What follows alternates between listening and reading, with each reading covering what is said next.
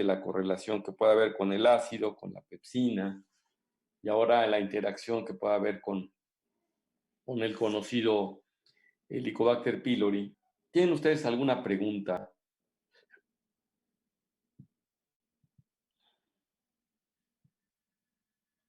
o comentario?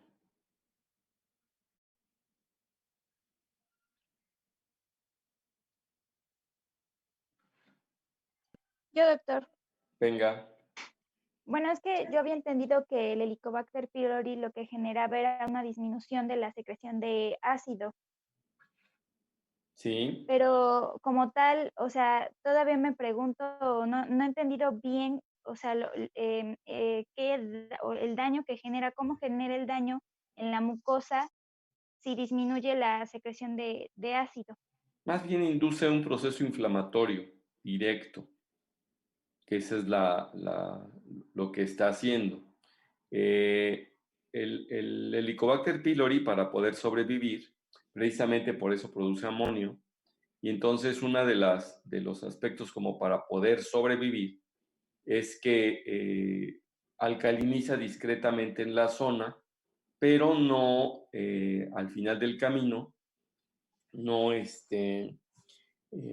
digamos, esa alcalinización no, nada más es como a lo mejor zonal, no hace un conjunto de hipoacidez general en el estómago. Incluso nosotros nos llegamos a cuestionar si a los pacientes que tenían reflujo gastroesofágico se llegó a observar que efectivamente el reflujo que tenían era menos ácido cuando el paciente era portador de Helicobacter pylori. Entonces hubo quien llegó a proponer no erradicar el Helicobacter pylori en aras de que la esofagitis fuera menor. Eso fue una propuesta que no caminó. Voy a compartir pantalla con ustedes. Doc, Ahorita. ¿puede primero aceptar a los que faltan? Es que están mandando mensajes en el grupo, por favor. Sí, Gracias. claro, ya estuvo. Entonces resulta que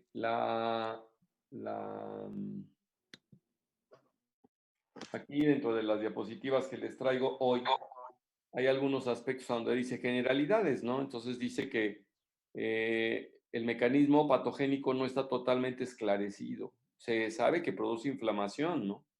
Entonces, aquí hay algunos aspectos incluso ustedes saben que el CAGA tiene una actividad mayor, incluso hasta es un poco más resistencia al tratamiento. Entonces, ciertamente al hidrolizar la urea alcaliniza el ambiente, como ven ustedes aquí en esta diapositiva. Y eso es lo que hace que nosotros lo podamos detectar, por decir así, ¿no? Entonces, en realidad eso es lo que tenemos y se supone que, pues, que básicamente hay daño directamente inflamatorio en la mucosa y eso es lo que está explicando y el mecanismo patogénico exacto no, pues se ha avanzado en eso, ¿no? Cada vez se tiene más información. Y precisamente una de las curiosidades al respecto es que podemos convivir bastante bien con él sin que haya aparentes alteraciones en las personas tanto sintomáticas como de cambios en la mucosa de importancia que hagan que se erradique, ¿no? Precisamente ahorita es a donde vienen los criterios que vamos nosotros a analizar, ¿no? Entonces, ¿alguna otra pregunta? O sea, no está contestada todavía esa pregunta que tú haces.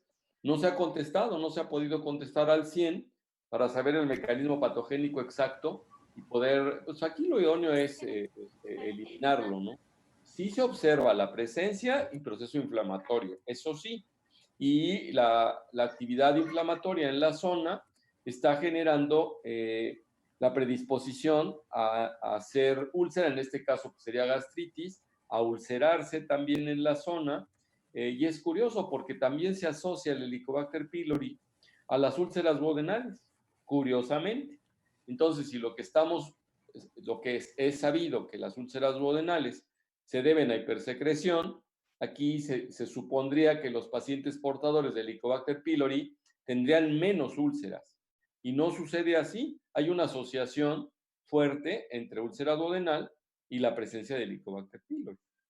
Entonces, por ahí es a donde viene la no explicación 100% de qué sucede, ¿no? Entonces, ahí es donde tenemos respuestas solamente parciales. Bueno, en lo que se refiere a la úlcera péptica en general, ahora, ¿alguna otra cosa que tengan ustedes por ahí? Doctor, Sí. si el paciente tiene un tratamiento a largo plazo con inhibidor de la bomba de protones, Sí. esto puede alterar como tal la topografía, la ubicación de la gastritis Sí, por lo que se Helicobacter. dice, como que cambia de ubicación en ocasiones. Eso es una observación que se ha hecho. Ahorita lo vamos a, más adelantito lo vamos a ver. Que eso a lo mejor no es que cambie de que esté en el estómago, se va el duodeno. Dentro del duodeno tiende a provocar una gastritis central, porque la clasificación de las gastritis es la gastritis generalizada, la gastritis del antro, luego las dividen en A y B, y hay de diferentes tipos, ¿no? Entonces, la gastritis folicular, que es preferentemente antral, es cuando se presenta en asociación con el Helicobacter pylori. Y en los pacientes que han utilizado por largo tiempo bloqueadores de bomba de protones, luego le encuentran el Helicobacter, el asiento se encuentra en todos los sitios.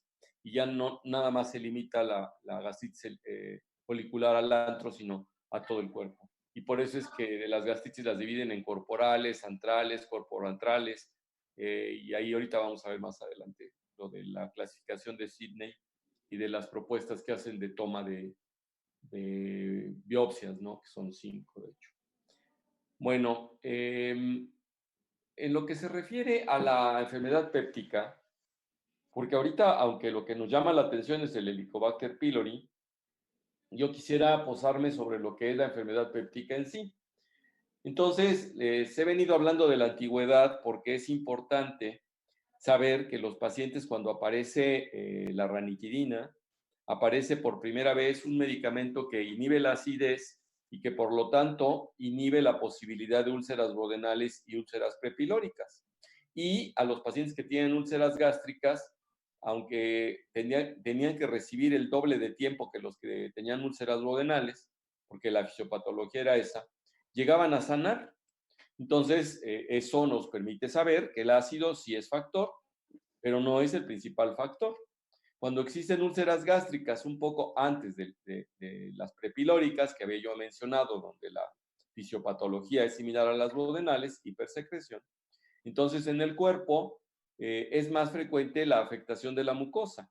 Y la afectación de la mucosa se ve más en personas que ingieren AINES, ¿no? Entonces, la presencia de prostaglandinas precisamente favorece la producción de moco y protegen justamente ahí. Incluso se inventaron un par de prostaglandinas sintéticas que estaban orientadas a darle ese mecanismo de barrera al estómago, nada más que tienen una curiosidad. Producen un aumento de motilidad importante en el intestino a tal grado que producen cólicos, a veces cólicos severos, eso es uno. Y lo otro es que así como producen cólico y movimiento de la musculatura, tienden a producir también contracciones uterinas. A la fecha, uno de los medicamentos que se conoce como Cytotec, que surgió hace ya pues, unas 3 décadas, 4 décadas, como prostaglandina directa para evitar úlceras gástricas principalmente, ahora se utiliza para inducir abortos, por ejemplo, para que tenga la mujer una contracción importante del útero y pueda arrojar el contenido. Entonces, o sea, ahí tienen ustedes que se han utilizado, se han hecho propuestas en diferentes etapas. Y ahora, al final del camino, tenemos, porque además surge el omeprazol, y regresando un poco a la ranitidina, ni se tenía conocimiento de que el Helicobacter pylori podía tener parte de la patogenia de esto. Lo que sí se sabía ya es que los AINES y también los no esteroideos y los esteroideos tienden a producir úlcera péptica. Entonces, pacientes que tienen, sobre todo, por ejemplo, pacientes con enfermedades de la colágena que tienen que estar tomando artritis reumatoide, lupus, que tienen que estar tomando corticoides, pues van a tener más tendencia a tener enfermedad péptica. Y los que toman, obviamente, ya los más ancianos, y los más ancianos también tienen un problema de circulación. Entonces, aquí en la lámina que les tengo, que dice fisiopatogenia, habla, en el lado izquierdo ustedes ven las alteraciones vasculares de la submucosa, y entonces hay cambios isquémicos. Y existe un desequilibrio entre los factores que protegen a la mucosa y los agresores, y entonces acá están los protectores y los agresores. El moco es protector, el bicarbonato que se produce ahí también, las uniones celulares, las prostaglandinas citoprotectivas de las que incluso acabo de hacer mención. Respuesta inmunitaria, cuando esta es exagerada, también puede haber precisamente la conocida gastritis que tiene como que un origen inmunitario.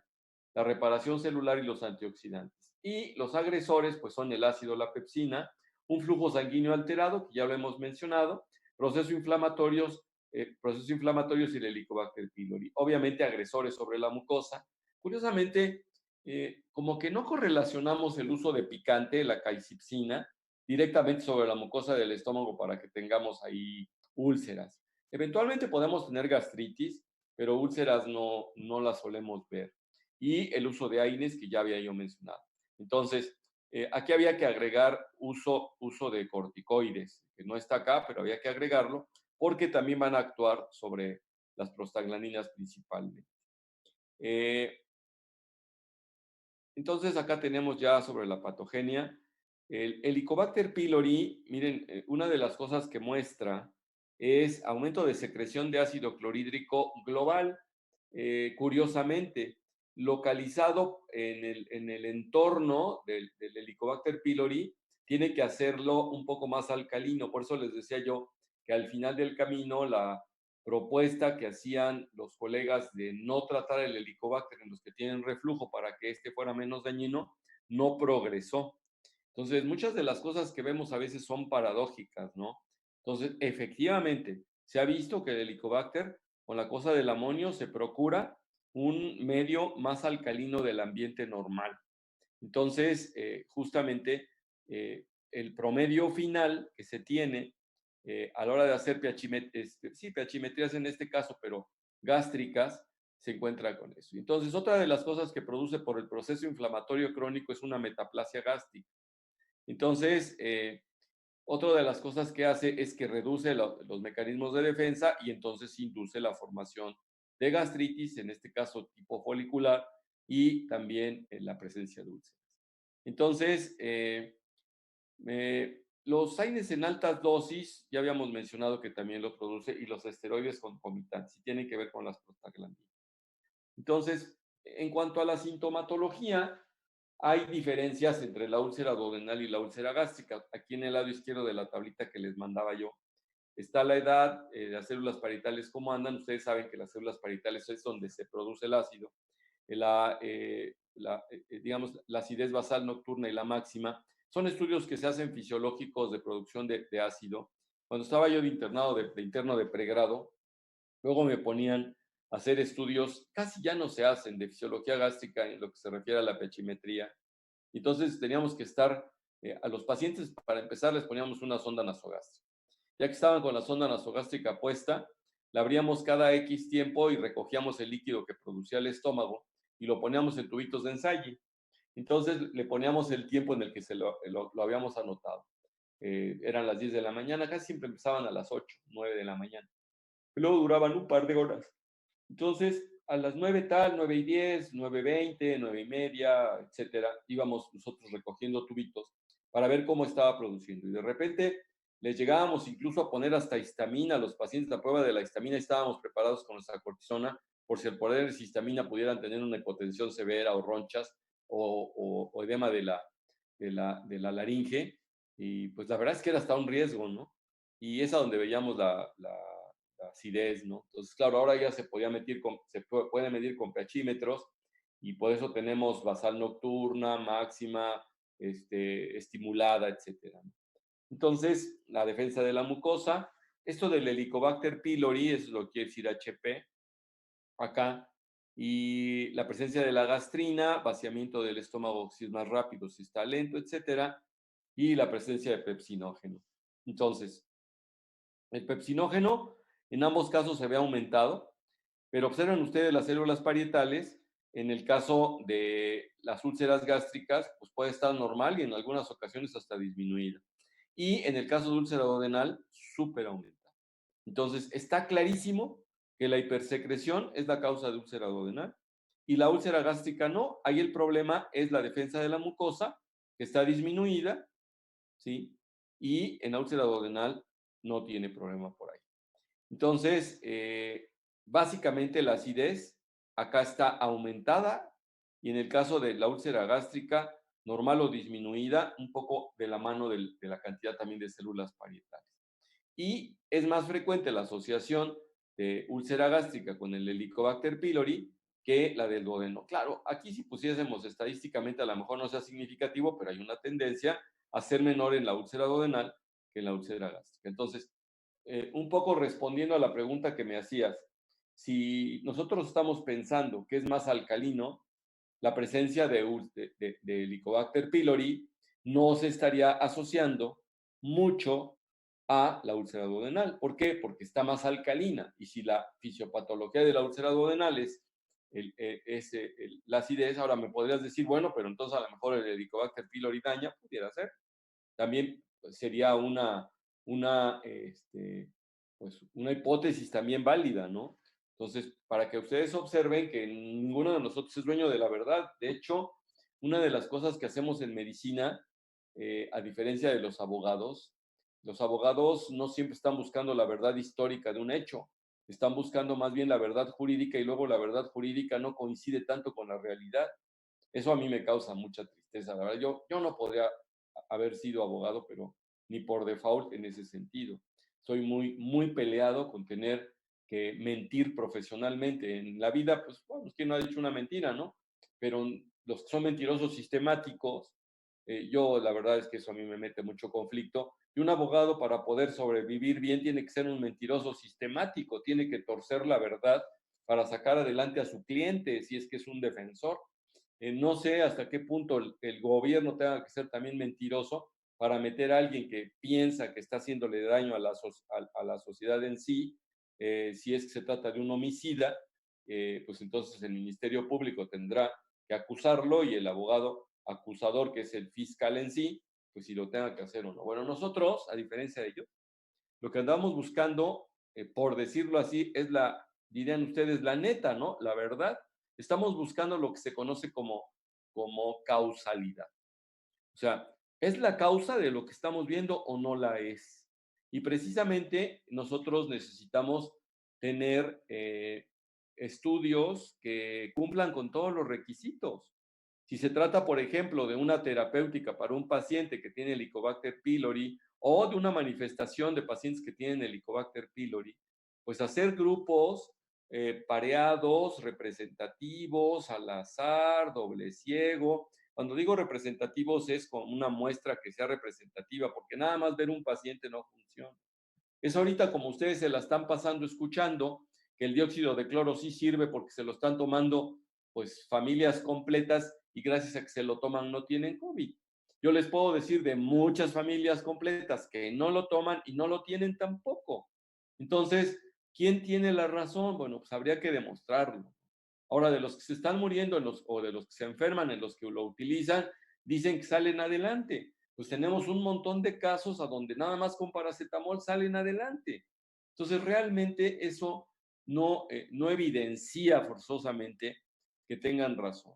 ¿Dónde podríamos evidenciarlo? Pues a lo mejor agarrarnos, no sé, 500 pacientes, eh, eh, o si ustedes quieren 400, 200 de ellos les vamos a dar la sustancia que ya empezaron con la enfermedad, muy parecidos todos, en peso, en talla, en edad, en circunstancias, etcétera. Incluso a lo mejor en una familia, en la misma familia, dos gemelos, a uno darle dióxido de cloro y al otro no darle nada.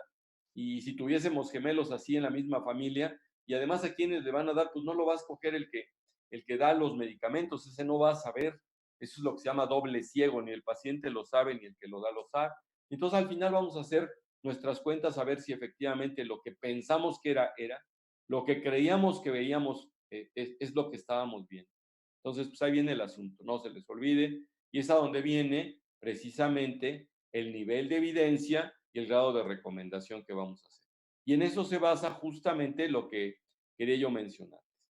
Entonces, abundando un poco más, los pacientes que tienen enfermedad péptica, ya ahora en esta diapositiva que les pongo, es un poco correlativo a la sintomatología. Entonces, en cuanto a la sintomatología, observen ustedes las diferencias que hay discretas entre la úlcera gástrica y la úlcera duodenal. Ambas provocan dolor, normalmente es un dolor en el epigastrio. Eso del dolor ardoroso, no lo tomen tan en cuenta porque todo el mundo en los libros escribe, los profesores lo enseñamos, pero no siempre el dolor ardoroso lo perciben las personas porque sea del estómago. También algunas personas, cuando tienen dolor de origen colónico, del transverso sobre todo, manifiestan dolor ardoroso. Incluso algunos, el dolor vesicular, el cólico vesicular de la colestitis aguda suele ser un dolor sordo, fungitivo le llamamos nosotros también, pero algunos se quejan de dolor urente. Entonces, el dolor urente no hace característica. Solamente quédense con dolor en la parte alta del abdomen y ojo, porque siempre entra diagnóstico diferencial. Siempre que estén pensando en úlcera, no, ya es porque descartaron colecistitis y ya es porque descartaron pancreatitis y ya es porque descartaron síndrome de intestino irritable o un dolor de topografía del colon transverso. Entonces, ponen aquí que la úlcera gástrica en el epigastrio es del 67% y en la duodenal del 86%. Y en cuanto a la intensidad, duele más la del estómago que la del duodeno. Y en relación con los alimentos, que eso es lo que hace confundir, si pudiésemos hacer un patrón de tiempo y de dolor, hablando de los diagnósticos diferenciales a los que hago mención, el paciente que en cuanto cae la comida al estómago molesta, apunta más a problema de gastritis o de úlcera gástrica, si ustedes quieren. Eso es uno. Número dos, el paciente que está comiendo ya y en el transcurso de la comida tiene el dolor, apunta más a que sea su colon el que le está dando el problema. El paciente que pasa 1 o 2 horas y tiene la molestia y vuelve a comer y se le quita, ese habla más de úlcera duodenal. Y por último, el paciente que pasan 2 a 5 horas y lo tiene y no puede ni comer porque vomita, apunta más a dolor vesicular. Entonces ahí tienen ustedes unos tips de experiencia en parte. Eso no lo he escrito ni lo he leído escrito, pero el producto aquí sí de la experiencia que tengo es que les puedo yo transmitir eso. Entonces, la relación con los alimentos dice inmediatamente, miren, la úlcera, la gástrica, molesta más en la noche en los pacientes con gástrica. El aumento del apetito, les decía yo que las duodenales suelen calmarse a la inversa de las úlceras gástricas con alimento, curiosamente. Estas producen más anorexia, las gástricas, que las duodenales, y por lo tanto pierden más peso. Entonces ahora nos metemos en un diagnóstico diferencial de cáncer gástrico también. Ojo con eso. Esto de la pirosis, no lo tomen muy en cuenta, porque ustedes saben que la pirosis es el dolor retroesternal y que le sube hasta el cuello. Encuentra el autor que se asocia más en pacientes que tienen úlcera duodenal y ahorita les preguntaré a usted por qué. Si el duodeno está más lejos, ¿por qué van a tener más pirosis los pacientes con úlcera duodenal que los pacientes con úlcera gástrica?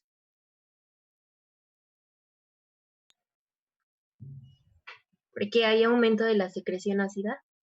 Claro, entonces al tener mayor secreción ácida está más ácido el paciente y si tiene reflujo va a ser más molesto que en el caso de los que tienen úlcera gástrica. Estoy totalmente de acuerdo. Si ambos tienen hernia hiatal, pues los más ácidos son los que van a estar más molestos, ¿no? Náuseas son más en la úlcera gástrica y el vómito es más frecuente en la úlcera gástrica. Entonces vamos a decir que la úlcera duodenal se comporta un poco más light en algún sentido que la úlcera gástrica. La úlcera gástrica como que es más gritona, por decir así. Bueno. En lo que resta del tiempo, bueno, vamos para allá. ¿Cómo abordarían ustedes a los pacientes con úlcera? ¿O cómo los diagnostican? Una de las partes para diagnosticarlas, pues la tenemos aquí en esta diapositiva, por supuesto, ¿no? Pero, ¿y cómo los vamos a, cómo los vamos a diagnosticar? Una A lo endoscopía. mejor aquí no se los pongo tan claro, ¿no?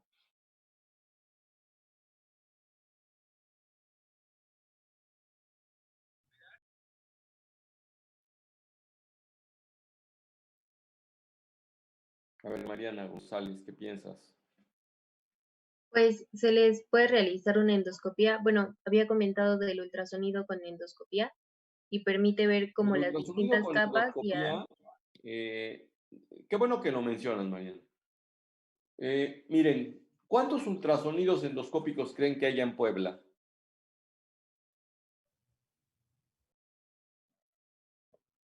Uno o dos. Me refiero yo para gastrointestinal, porque para útero, pues hacen el ultrasonido intravaginal, transvaginal, pero ese lo único que da es la imagen hacia el frente por el transductor que se introduce en la vagina. Aquí acuérdense ustedes que es un endoscopio y que tiene una visión de 360 grados. Miren, hasta donde tengo información hoy, no hay ninguno. Entonces, regresando a la pregunta, ¿cómo crees que en Puebla hacemos diagnóstico? Es más, no tiene indicación el ultrasonido endoscópico para diagnóstico de úlcera, no tiene indicación. Las Doctor, indicaciones del ultrasonido endoscópico son para buscar masa y una vez teniendo masa o alteraciones de la mucosa, si sospechas que son cancerosas, qué tanto han estado penetrando, para hacer algunas maniobras invasivas guiadas, etcétera, pero no tiene indicación para diagnóstico de úlcera. y ¿Sale? la Una serie, endoscopía. ¿Perdón? una serie esófago La endoscopía, gastrointestinal. nada más un momento, que terminemos con los comentarios que estábamos haciendo, producto de la pregunta de tu compañera. Perdóname. Entonces, les decía yo, la endoscopía tiene una indicación precisa. Y la endoscopía, obviamente, dotados para hacer toma de biopsia. Eso es importante. ¿Por qué? ¿Por qué sería superior en este caso la endoscopía? Ahora sí, el que me está diciendo serie esófago gastrodenal. ¿Por qué crees que sería, ahora te lo estoy afirmando, es muy superior la endoscopía a la serie esófago gastrodenal? ¿Por qué es superior? ¿Por qué crees que sea superior en contraposición a lo que estás pensando?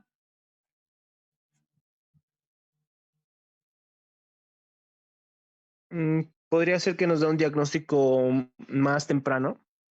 Por ejemplo, si se trata de una neoplasia, una serie esófago gastrodenal jamás te dirá que tiene un adenocarcinoma. Te sugerirá que tiene un chipote ahí, pero también puede ser una úlcera y la inflamación de los bordes, que curiosamente también se conocían como joroba de Hampton, los radiólogos así le habían puesto. Pues no sabemos si es tumor o no sabemos si es edema de la úlcera, ¿no? Número uno.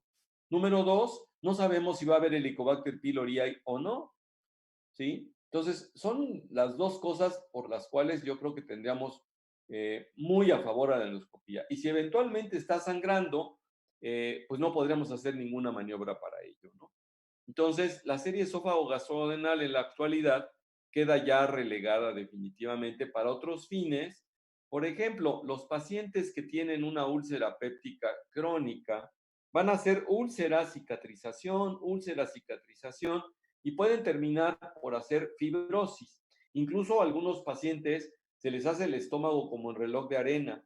Tienen la úlcera en la curvatura menor, ahí en la incisura angularis, o en la cara posterior o en la anterior del estómago, y es tan prolongado el tiempo en la que lo hicieron que empezó a retraerse el estómago hasta que se hace una estrechez en la parte central. Entonces queda estómago gordo arriba, estrechez, estómago gordo abajo, bueno, inflado o lleno de líquido. Y por eso se conoce en reloj de arena. Eso mismo puede suceder en el caso de estenosis pilóricas, a donde el estómago crece enormemente porque no pasa hacia abajo. En ese caso es donde tendría indicación la serie esófago gastrodenal, porque vamos a ver qué tanto pasa bien. A lo mejor el endoscopista mete el endoscopio llega hasta el cuerpo gástrico, ve una estenosis que no puede franquear, pues ya no ve más allá. Ahí podría ayudar porque el líquido que está pasando de la serie esófago-gastrointestinal nos puede dar un poco más de luz, ¿no? Incluso a veces toman biopsias y lo único que ven es proceso inflamatorio y no hay neoplasia, pues no podemos saber porque también hay unas neoplasias que producen retracción justo ahí en la parte media del estómago y que puede ser cáncer. Entonces, Doctor, fíjese cómo le vamos jalando. Surge nada más de que le estoy preguntando cómo diagnosticarlo y vamos complementando, ¿no? Esa es la ventaja de las clases, porque todo lo que les traigo escrito, esta versatilidad, esta elasticidad, digamos, de pensamiento para diagnosticar, no la van a tener. ¿Mm? Entonces, eso es lo que hace la diferencia, ¿no? Y créanme que es mucho.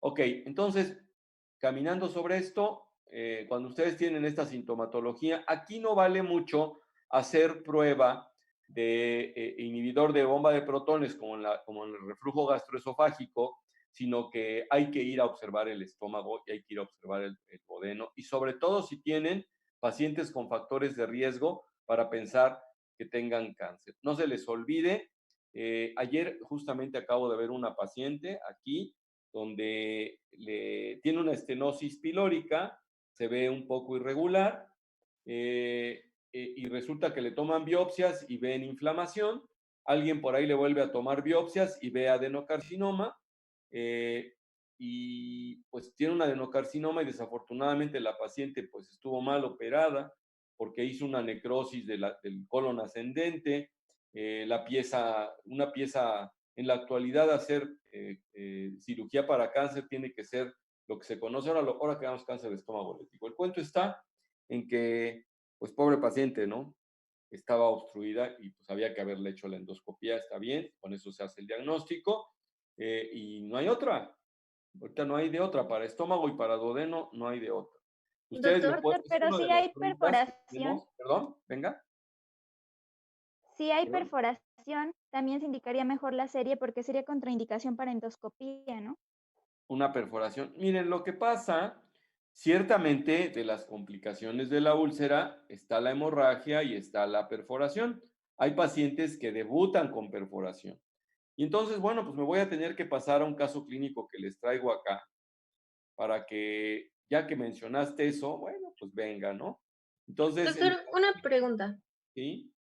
Eh, bueno, había comentado que la erradicación del Helicobacter pylori, pues no sea, bueno, como que todavía está en debate si sí la erradican o no en el caso de úlcera péptica o úlcera gástrica o duodenal.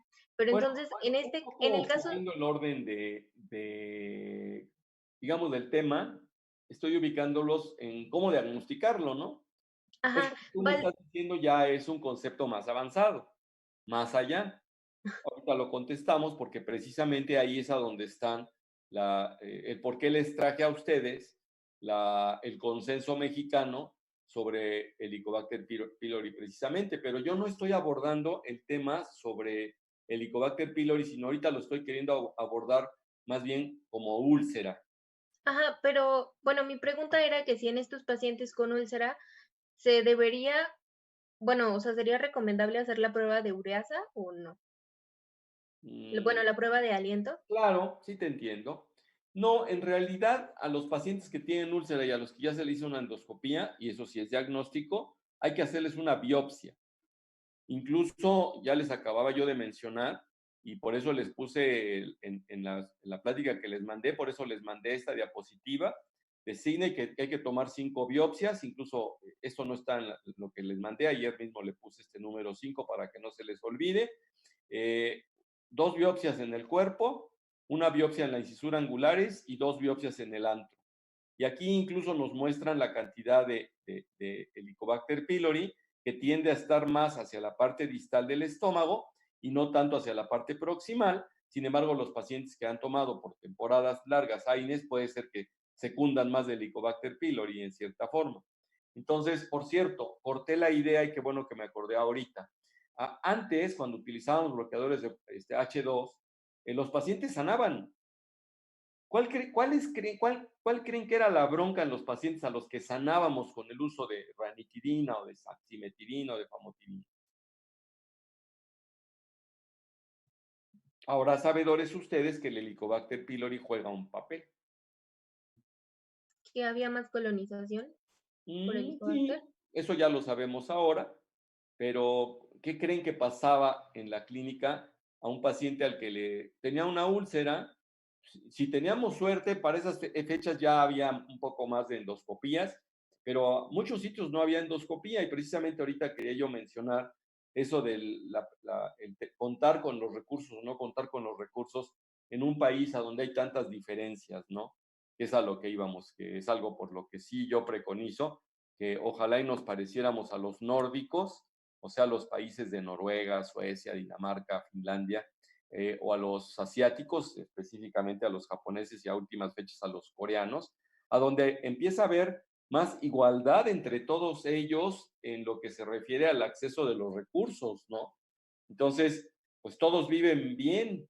Hay pobres y hay ricos, pero los pobres viven bien. Entonces, eso es lo que quisiéramos que nos pasara a nosotros, ¿no? Entonces, los pobres de allá tienen acceso a la salud. Basta con nacer ahí, claro. Tú, por cada 100 billetes que te ganes, por cada 100 pesos te van a quitar 60, pero los das con gusto. ¿Por qué? Porque te los van a retribuir, vas a tener una buena pensión cuando ya no tengas que trabajar. Si necesitas salud, no te va a costar nada la atención y la vas a tener de primera, etcétera, etcétera, etcétera, ¿no? Entonces, a Doctor, mí me encantaría que estuviéramos así. Pero regresando, entonces ahora a esto, ¿qué creen que pasaba con las personas a los que les dábamos ranitidina y se curaban? ¿Y qué pasaba después? Porque ni sabíamos que el Helicobacter era el villano en parte, y no me adelanto a decirles, que no el 100% de los problemas pépticos están relacionados con el Helicobacter pylori. Claro, incluso pues yo ya les mostré la diapositiva a donde hay una asociación hasta del 80%, pero pues hay un 20% que no, ¿no? Y aquí hay un 30 a 40% que no. Entonces, ¿qué creen que pasaba con esos pacientes a los que les dábamos ranitidina y se curaban, muchachos? Eso no viene escrito aquí. Mm. Para eso les sirve su profesor. ¿Sí? ¿No se les ocurre? Pues muy sencillo, recurrían. Por aquí terminaban el manejo, pasaba un cierto tiempo y otra vez tenían úlcera. ¿Sí? Y entonces, yéndonos para allá, hay pacientes como precisamente lo vamos a ver acá, porque nos decía su compañera, doctor, está contraindicada la endoscopía si está perforado el paciente. Entonces, y por eso les decía yo, bueno, pues aquí les traía yo un caso de este hombre de 50 años de edad, y ahí les van los factores de riesgo también para ulcerosos. Tabaquismo, 10 cigarrillos diarios, es un factor de riesgo desde hace 30. Alcohol ocasional moderado, es deportista, es cardio y pesas, es un empresario textil, o sea, le va bien, es ricachón. Tuvo sarampión y varicela y le quitaron un quiste de inclusión en la espalda. Aquí, fíjense el padecimiento actual. 4 horas previas a su ingreso, dolor súbito, abdominal generalizado que le impide respirar profundo porque se incrementa y refiere en escala de 5, 5. O sea, un dolor fenomenal. El paciente está engatillado, encorvado, con posición antiálgica y con las manos en el abdomen, diaforético pálido, 150-100 de TA como compensación, no se conoce hipertenso, frecuencia cardíaca de 100, respiratoria de 38, talla de 1,68, peso de 59, es una persona delgada. Lo encontramos pálido, sin problemas aparentes en el cardiopulmonar, el abdomen plano con una resistencia generalizada y francos datos de irritación peritoneal. Predominan en mesogastrio, ambas fosas y en hipogastrio. La peristalsis está ausente y no hay ruidos. Menciona una evacuación por la mañana. Entonces, a este paciente, ¿qué le vamos a hacer? Claro, una de las cosas, uno de los datos que da el abdomen agudo, que es un dolor importante en el abdomen, cuando que se conoce como vientre en madera, ese vientre en madera principalmente lo da cuando el peritoneo tiene contacto con ácido clorhídrico. Por lo tanto, y probablemente con pepsina. Por lo tanto, paciente que tiene perforación de úlcera duodenal, o gástrica da ese tipo de manifestación. Entonces, este paciente hay que pensar en él en cáncer gástrico y que debute como perforación, pues 50 años de edad difícilmente, sin antecedentes. El paciente tenía 21,000 leucos, que es lo que llamaba la atención, la milasa un poco elevada, y dice, el ultrasonido de abdomen alto, vesícula normal, páncreas normal, y pues lo que se pensó es que podía tener la ruptura de víscera hueca, y en la tele de tórax se ve aire libre subdiafragmático. ¿Se acuerdan ustedes una tele de tórax que les enseñé, que tenía ahí dos como curvitas, como cúpulas ahí, y negro debajo del diafragma? Así se ve. Entonces, así se veía en este caso, y lógico, este paciente lo que tiene es una peritonitis porque se le perforó una úlcera, le hacen una laparotomía, se le encuentra una úlcera duodenal perforada a 1 centímetro del píloro en cara anterior del duodeno, con 1,200 litros de líquido libre, de aspecto gástrico no fétido y moradito, pues decía él que se había tomado una gelatina de uva y 2 vasos de agua, y se efectúa aspiración, lavado y demás, se le pone un parche. Y hasta ahí llega la cirugía en este caso. Al paciente se le restituyen líquidos, se le da antibiótico, tiene buena evolución y mucho tiempo después le hacen una endoscopía. Encuentran gastritis antral secundaria Helicobacter pylori, retracción del duodeno en el bulbo donde había una cicatriz, que fue donde donde el cirujano puso el parche. Y entonces, bueno, contestando un poco a la pregunta que tú hacías, que si vamos a meter el endoscopio o no, por supuesto que no. Aquí el paciente está debutando con una complicación, que es la perforación. Fíjense, debutar con una perforación, qué raro, ¿no? Pues solíamos ver a los pacientes así. En la actualidad, con el uso de omeprazol tan liberal que cualquiera se lo toma ya ahora, hasta lo traen en la bolsa por si a mi amigo o amiga le molesta la panza, le doy su omeprazol y luego averiguamos. Entonces, ahí es a donde tenemos esto. Efectivamente, no está indicada la endoscopía en caso de perforación en ninguno de los casos, ¿eh? Hay muy ocasionalmente cuando se tiene una lesión postendoscópica y se perfora al paciente, se puede llegar a hacer maniobras también por endoscopio, poniendo algunos clips y algunas cosas así, pero es excepcional, ¿eh? Porque tampoco es que todo es siempre, no, no todo es siempre. Pero en este caso, contraindicado. ¿Qué es lo que nos dio el diagnóstico? A ver, ¿qué es lo que nos dio el diagnóstico? Por imagen principalmente, de que estaba perforado. ¿Tú qué dijiste lo del endoscopio? El aire subdiafragmático. Exacto, el aire subdiafragmático. Entonces, aquí tampoco está, mucho menos está indicado hacerle una serie de esófagos. Para empezar, ni lo iba a tolerar el paciente, ¿no? Entonces, ahí tienen ustedes un caso extremo. ¿Algún otro comentario sobre lo que es ahora el diagnóstico? Acuérdense, por endoscopía. Y el endoscopista debe tomar las biopsias que ya les mostré en 5 sitios y es una de las formas de hacer diagnóstico de la presencia de Helicobacter pylori. Les traigo aquí otra lámina que vamos a analizar pues, puntualmente, que es cómo diagnosticar Helicobacter pylori, ¿no?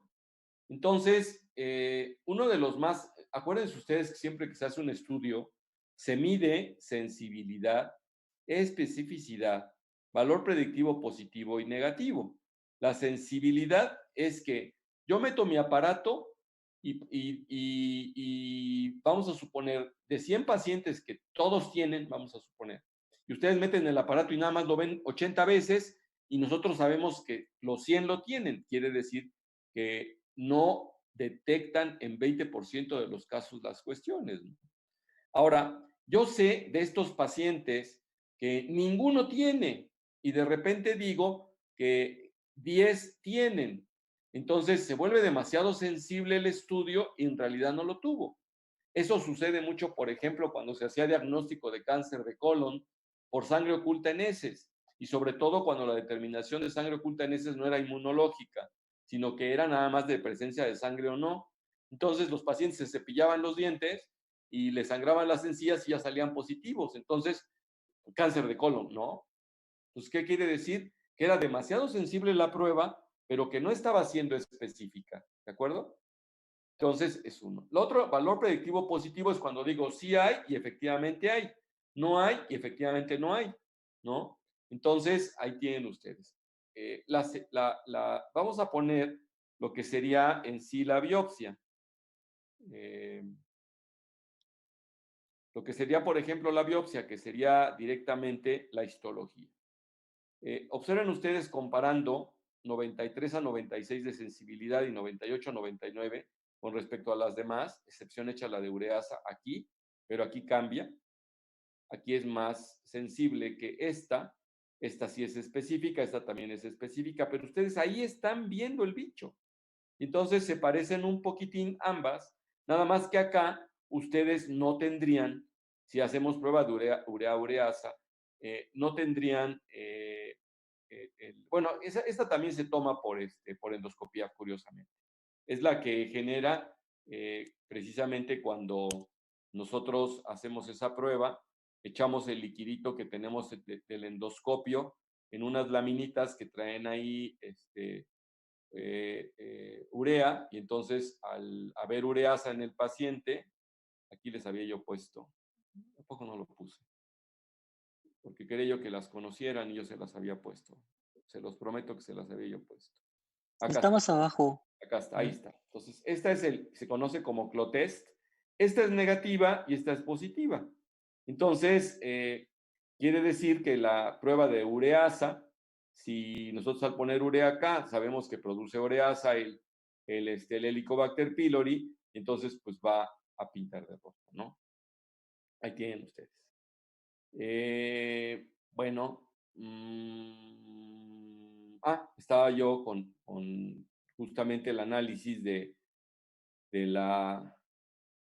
estar determinando el Helicobacter pylori y cómo lo vamos a estar determinando, porque, por ejemplo, hay personas que mandan por serología, pero esta de la serología, más bien lo que implica es que los pacientes tuvieron contacto con él y estas se recomiendan más para estudios epidemiológicos, no para otra cosa. Cuando ustedes han tratado al paciente y quieren ver si todavía tiene y que si funcionó su erradicación, dos son los recomendados. Son el aire expirado o el antígeno en heces. Entonces, para las personas es mucho más barato que se los hagan en heces a que sea por aire expirado. En el aire expirado lo que hacen es igual, porque también es urea, miden la urea, y si es una mayor cantidad de urea en el aire expirado, pues se supone que ahí hay Helicobacter pylori. Pero la urea es el que produce el Helicobacter y la ureasa es la enzima que sirve para que vire, y en los frasquitos traen ureasa y si se pinta de rojo quiere decir que tenía mucha urea. Entonces, acá, pues tiene cierta buena sensibilidad y el costo no es tan caro como el de aire expirado. Y en el caso de la histología, pues es el más caro y hacer cultivo también es más caro. Y el cultivo solamente se indica para pacientes que han tenido resistencia al tratamiento previo. Esa es la verdad. Entonces, incluso si quieren, pueden sacar ya con cultivo, porque una de las broncas que tenemos en México en la actualidad, y por eso estos esquemas que manejábamos acá, se los dejé por no dejar, les dejé porque se habla digamos, vamos a decir que este es un concepto ya no actual en México de manejo para el Helicobacter. Para el Helicobacter ha cambiado y precisamente por eso ahora nos vamos con este manejo para erradicar. Pero bueno, podemos seguir con cierto orden. Quería yo comentar con ustedes en cuanto al diagnóstico, ¿no? Pero eso es para el Helicobacter pylori y un poquito la epidemiología y cosas por el estilo y algunas asociaciones. Entonces, de las úlceras o de la enfermedad péptica, lo más frecuente, digamos, de las úlceras, de las complicaciones que puede haber, ya hablé de algunas, que sería estenosis, ya hablé de otras, que sería hemorragia, ya hablé de otras, que sería perforación. Si nada más utilizan bloqueador de bomba de protones, pueden sanar. Incluso antes de que existiera todo esto, muchos pacientes sanaban con las dietas esas que daban a base de leche, ¿no? Entonces, claro, los resultados eran peores, incluso antes se operaba demasiada úlcera péptica, en la actualidad ya no. Y entonces, nada más déjenme ver aquí ahorita lo que tenemos el lunes. Vamos a hablar de gastritis y cáncer gástrico, perfecto. Todavía todo esto está muy relacionado, entonces yo creo que podemos estar con esto.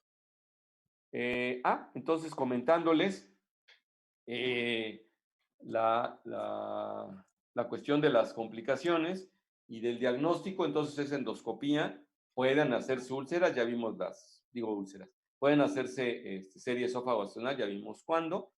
Una de las cosas que se suelen hacer, bueno, eso ya sería relacionado con el Helicobacter. Precisamente por eso les traje el consenso que se hizo hace un par de años en México de los gastroenterólogos que se dedican a esto. Bueno, en realidad son los que se encargaron porque consideró los responsables en la Asociación Mexicana de Gastroenterología, que es básicamente la revista, es el sitio de expresión de esa asociación. Incluso por acá hay algunos poblanos. Está Aurelio López Colombo, precisamente. Está, ¿quién otro? Está, creo que nada más. Aurelio. Pensé que estaba, nada más Aurelio López Colombo, que es buen amigo, incluso ejerce acá en Puebla. Él es fisiólogo también, y tiene la especialidad, la alta especialidad de fisiología gástrica y de endoscopía intervencionista. Entonces está bastante bien preparado, y está por ahí el doctor Remestroche, que ejerce en Veracruz. Bueno, entonces, de aquí tomé básicamente todos los conceptos que tenemos relacionados con esto. Una vez que se hace el descubrimiento, por cierto, aquí en Puebla el año pasado tuvimos al premio Nobel que se sacó cuando era residente, porque descubrió el Helicobacter pylori. A mí me cayó, pero en la punta. Sentí que nos vino a faltar el respeto. Todo el tiempo estaba viendo su celular cuando estaba en la plática, en las preguntas. Estaba yo así como que tenía prisa. No nos dijo nada. Venía acompañándolo otro médico que es cirujano norteamericano, que creo que se expresó bastante mejor que él. Pero en fin, para que tengan ustedes una idea, incluso invité a algunos compañeros de ustedes que tuvieron ahí una oportunidad por ahí de colarse, porque pues estuvo así como que por invitación y era un auditorio chico, pues lo trajeron al Ángeles y el auditorio está bien chiquito, pues entonces por allá. Entonces, bueno, este consenso habla sobre asociaciones, diagnóstico, tratamiento y salud pública, y son todos los puntos que manejan, ¿no? Entonces yo estuve poniendo algunos y se los pongo a ustedes como para ir haciendo comentario. Y de ahí ustedes ya empezaron a hacer algunas preguntas, ¿no? Entonces, sí se sabe que el Helicobacter pylori induce un proceso inflamatorio en la mucosa gástrica, eso está bien establecido ya. Se asocia con enfermedad pélvica ulcerosa, también se sabe perfectamente bien. Además, también es uno de los principales factores de riesgo para adenocarcinoma y sobre todo para maltoma, y incluso cuando son de bajo grado en tejido linfoide, puede tratarse médicamente con la erradicación. Es una cosa bien interesante, ¿no? Ahí en la familia de los linfomas. Y en México, y eso sí quiero, por eso ahorita eso no se los puse así en la plática que les mandé, y ayer estuve subrayando, estaba yo haciendo una revisión ahorita para preparar el tema. El riesgo de adenocarcinoma gástrico en México es de intermedio a bajo. Por eso es que en los consensos internacionales, y sobre todo con los asiáticos, a donde tienen una frecuencia de cáncer de estómago elevada, ellos tienen el Helicobacter, pero ni se la piensan, ¿no? Se erradica. Aquí la bronca que tenemos nosotros es la frecuencia del Helicobacter, ¿no? Más adelante vamos a ver cómo el 50% de la población lo tiene, y hay algunas casuísticas al principio, cuando se empezaron a hacer estudios de campo, sobre todo en poblaciones más pobres, hasta 8 de cada 10 individuos, 80%, traían Helicobacter pylori. ¿Y cuántos de esos hacían úlceras, sobre todo en ambientes pobres? Pues bien poquitos. Por eso es que muchas veces cuando se empezó a hablar del Helicobacter pylori, hay quien decía, no, yo no creo en el Helicobacter pylori como inductor de esto. Pues es que no se trata de creer o no creer. Entonces, también hay una asociación con la dispepsia funcional. Hay una entidad que se conoce como tal, como dispepsia funcional. Cuando es funcional, sabemos que el órgano no tiene en sí un daño directo. Es un poco como el intestino irritable, que es un trastorno funcional del colon. No tiene un daño ahí específico la mucosa o la muscularis. Sin embargo, tiene el trastorno funcional. Entonces, también hay la mala digestión funcional alta, náusea, vómito. Se parece a esto, y entonces a esos pacientes hay que hacerles endoscopía. que les hacen endoscopía, no hay Helicobacter pylori, no hay mucosa afectada, entonces funciona el problema. Si encontramos Helicobacter pylori, entonces se puede estar asociando a la dispepsia, por eso se dice que es controversial, ¿no? Ok, entonces, ojo, con los pacientes que tienen adenocarcinoma gástrico, ahí sí es un factor de riesgo fuerte de predisposición al cáncer, entonces a todo individuo que tenga un pariente que haya tenido adenocarcinoma gástrico de primer orden, hermanos, hijos, padres y hasta abuelos, yo diría, si tienen Helicobacter pylori, erradíquese, ¿sí? ¿Qué pasa si me encuentro a alguien que quiere hacerse un check-up y llegó hasta la endoscopia para check-up y le encontraron Helicobacter pylori? ¿Qué harían ustedes, jóvenes? Llegó alguien de la Bocho, un ingeniero de 40 años de edad, le hicieron su endoscopía, y resulta que a veces tenía intestino irritable y decía que le ardía acá y se hizo la endoscopía en un check-up. Y lo encuentran con Helicobacter pylori. Pero no tiene metaplasia, discreta gastritis folicular con actividad leve y nada más. ¿Qué le hacen? Pues se debe erradicar, ¿no? Porque ya el ¿Por qué no paciente ya debes está, erradicar en él? porque el paciente ya está, bueno, a partir de los 40 años en adelante es cuando más hay incidencia de cáncer gástrico. Ese no es un factor, curiosamente. Eso sería más para colon y no con Helicobacter. Aquí yo estaría de acuerdo contigo de erradicarlo, pero más que nada por sintomatología. Se lo erradica si el paciente sigue con su sintomatología. ¿Por qué? Porque era el colon el que le estaba molestando. Ahora vamos más allá. Paciente sano totalmente, sin ninguna sintomatología, de 60 años de edad. Ahora lo vamos a poner en 60. Tú misma. Tiene Helicobacter pylori. No tiene metaplasia. Una gastritis de poca actividad y te van a poner ahí Helicobacter pylori, una cruz, 2 cruces. ¿Se lo erradicas? Me dirías que sí, porque pues tienes 60 años y la posibilidad de cáncer es más alta. Sería tu respuesta, ¿no? Ujú. Bueno, pues resulta que vas a ver por acá, bueno, no está, pero más adelante lo vamos a anotar. Entonces, ya sabemos que la erradicación del Helicobacter es el tratamiento de primera línea para un mal de bajo grado, porque sí está asociado. Esto que decían ustedes que altera la topografía, ya habíamos dicho que es más tendiente a estar en el antro, cuando los pacientes toman mucho tiempo inhibidor de bomba, se va más hacia el cuerpo, ya se nos vino el tiempo encima, apenas me di cuenta, ya me había yo picado. Terminamos con esto el próximo lunes y pues parte de la plática será esto y nos iremos a gastritis que está relacionado y nada más, porque también la gastritis en sí, la folicular, tiene que ver con el Helicobacter pylori.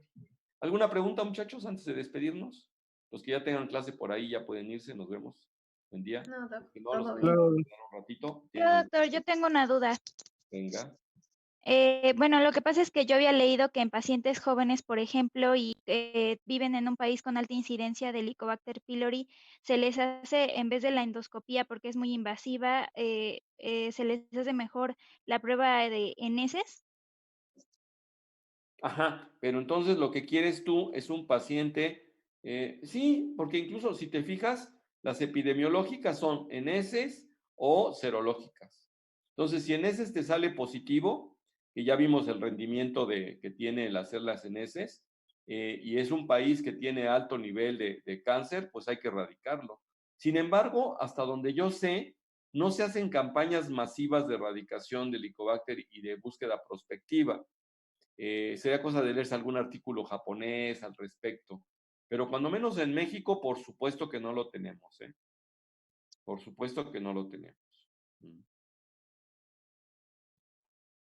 Es una de las diapositivas que les traía yo, y que incluso la puse, la puse con negritas, precisamente es por lo de salud pública.